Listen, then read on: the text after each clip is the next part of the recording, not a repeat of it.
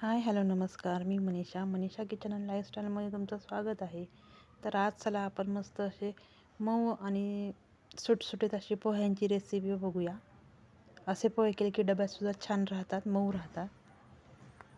त्यासाठी ते मी पोहे भिजवून घेतलेले आहे बघा. कांदा मिरची चिरून घेतलेली आहे, शेंगदाणे आहे, कढीपत्ता कोथिंबीर वगैरे सर्व काही घेतलेले आहे. तर कढईसुद्धा गरम झालेली आहे.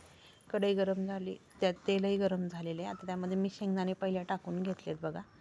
शेंगदाणे छान लाल होईपर्यंत परतून घ्यायचे बारीक गॅसवरच. मोठ्या गॅसवर नंतर करपतात. बारीक गॅसवरतीच व्यवस्थित असे परतून घ्यायचे. मग आपण त्यात टाकूया मिरची तडतडली की कढीपत्ता तडतडला की मग आपण त्याच्यामध्ये कांदा टाकायचा आहे. शेंगदाणे काही मी बाहेर काढत नाही, डबल भांडे खराब नाही करायचे. शेंगदाणे झाले, मिरची परतली की त्याच्यामध्ये टाकायचा आपल्याला कांदा छान परतून घ्यायचा आहे. मऊ होईपर्यंत छान परतून घ्यायचा आहे. बघा आता किती छान दिसतात आहेत मिरची, कांदा, म्हणजे ग्रीन रेड असं मस्त कलर.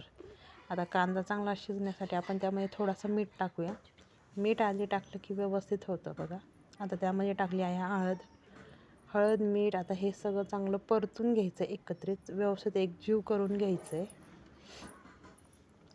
बघा. आता ते व्यवस्थित कांदासुद्धा शिजला आहे, हळद चांगली शिजली, त्याच्यामध्ये व्यवस्थित असं परतून झालेले. आता त्यामध्ये आपण टाकूया भिजवलेले पोहे असेच धुवून चाळणीवर ठेवायचे, म्हणजे मोकळे पोहे होतात, त्यामध्ये गाठी राहत नाही. आता व्यवस्थित असं सगळं मिक्स करून घेऊया. छान असे परतून झाल्यानंतर त्याच्यावरती आपण झाकण ठेवायचं, बारीक गॅस करायचा आणि झाकण ठेवायचं. पोह्यांना एक वाफ दिली की पोहे छान मऊ होतात आणि बराच वेळ मऊसुद्धा राहतात. आता आपण त्यामध्ये टाकूया लिंबू.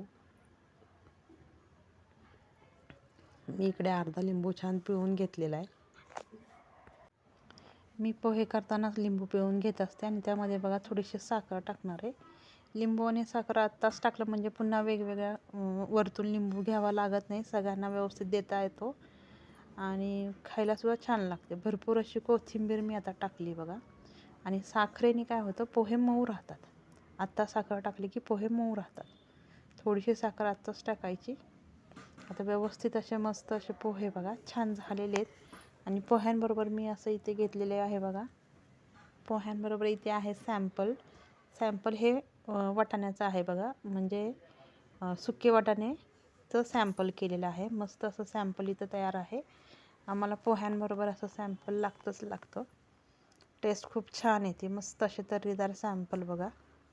आणि पोहे कसे झाले तुम्ही एकदा नक्की कमेंटमध्ये सांगा. वरतूनही भरपूर अशी कोथिंबीर टाकायची, किंवा तुम्ही साखर नाही, तुम्ही ओलं खोबरं जरी वरतून टाकलं तरी खूप छान लागतात. मस्त असे बघा इथं पोहे तयार आहे. तर मग सांगा कमेंटमध्ये कसे झाले.